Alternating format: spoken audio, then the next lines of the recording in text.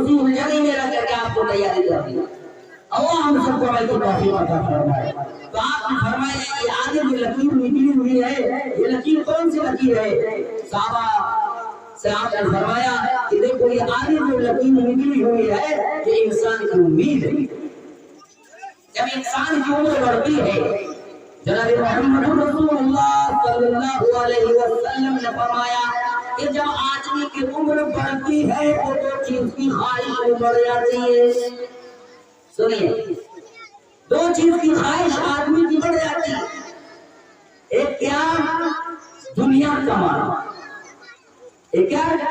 دنیا کی طرف اس کی خواہش زیادہ بڑھ جاتی ہے۔ آج یہ کام کر لیتی ہے بیٹا، کل وہ کام کر لیتی ہے۔ ایک گھر کی ڈھلائی ہو گئی ہے تو بیٹا کہیں دوسرے گھر کی ڈھلائی کے لیے سوچ رہا ہے۔ بیٹا ایک گاڑی خرید لیا تو دوسرے کی فکر کر رہا ہے۔ بیٹے کہیں ایک بیگھہ زمین خرید لی ہے تو دوسرے کی فکر ہے۔ لیکن اس ملک کو اپنی فکر نہیں ہے کہ اس کی ٹانگ امر کی طرف جا رہی ہے، اپنی فکر نہیں ہے، دنیا کی طرف۔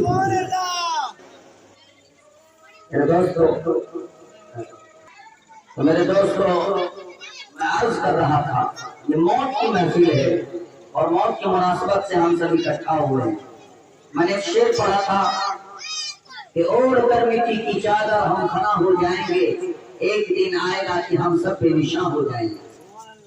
جس بیٹا کے لیے آپ نے 2 کٹھا زمین خرید کے دیا ہے، جس بیٹے کو آپ نے کوٹھی بنگلہ رچ رچ کے محنت سے، پسینے سے، پریشانی سے، نہ جانے آپ رات کے اندھیرے میں دن کے اجالے میں کہاں جھوٹ بولے ہوں گے، نہ جانے آپ جوانی کو کہاں کہاں بیدار کیے ہوں گے، نہ جانے آپ کی زندگی کی رمق اور زندگی کی چمک کے وہ داستان اس محل میں موجود ہوگا جس کو آپ کی اولاد نہیں جانتی۔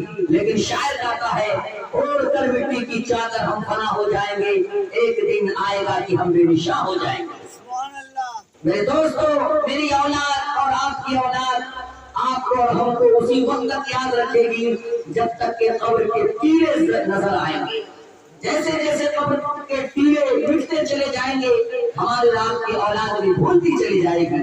زیادہ سے زیادہ 3 دن، زیادہ سے زیادہ 10 دن، 40 دن، 4 مہینہ، چاہے 1 سال تک ہمارا آپ کا غم وہ دل میں رکھے گا۔ پھر منو مٹی میں جب ہم دفن ہو جائیں گے تو کوئی کبھی پوچھنے تک نہیں جائے گا کہ ابا آپ کا کیا حال ہے، ابا آپ کا کیا حال ہے۔ میرے ابھی رفیق محترم مولانا افضل صاحب نے بڑی بڑی باتیں ہمارے مناسبت سے کر دی اور بڑے بڑے القاب سے نواز دیے۔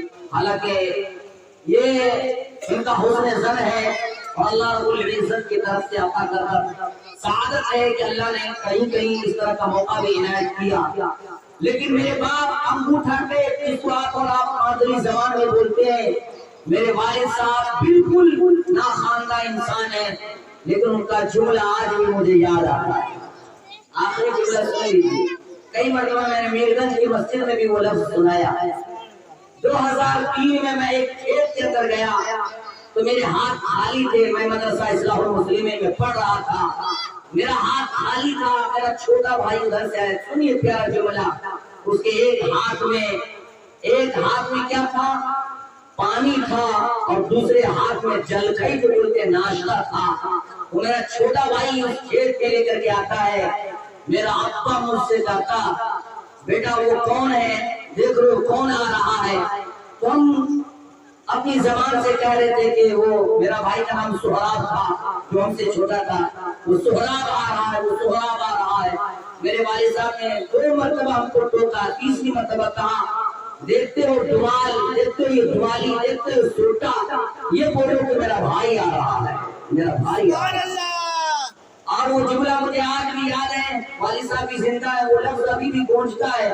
انہوں نے کہا کہ بیٹا تمہاری پڑھائی میں اس کا بھی حصہ ہے، اس لیے تو تم پڑھنے کے لیے چل جا رہے ہو، مجھے کھانا لا کے یہ بیٹا دیتا ہے، مجھے پانی لے کے یہ بیٹا دیتا ہے، اور اس کھیت کا جو اناج اگے گا، فصل پیدا ہوگی، اس فصل کو بیچ کر میں تمہاری پڑھائی میں لگاؤں گا۔ بیٹا یاد رکھنا جب تم پڑھ کے آنا تو اس بیٹے کا بھی احسان یاد رکھنا، اور کبھی اس بھائی کو تم جاہل مت کہنا۔ کیا بولا؟ کبھی اس بھائی کو تم جاہل مت کہنا، اور اپنی پڑھائی اور اپنے جسامت کی وجہ سے اس کے اوپر ہیکلی مت جما دینا۔ آج ہمارا اور آپ کا سوسائٹی کہاں جا رہا ہے.